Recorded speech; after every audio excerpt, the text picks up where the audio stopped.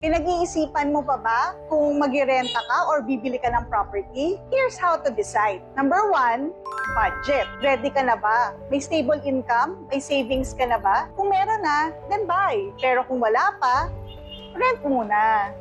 Step number 2, stability.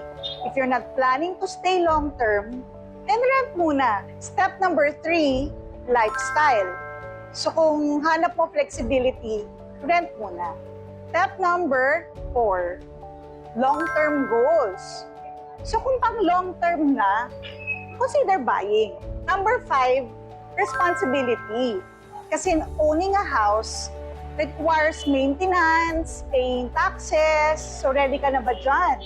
Klaro ka na dapat kung nasan ka na sa life mo.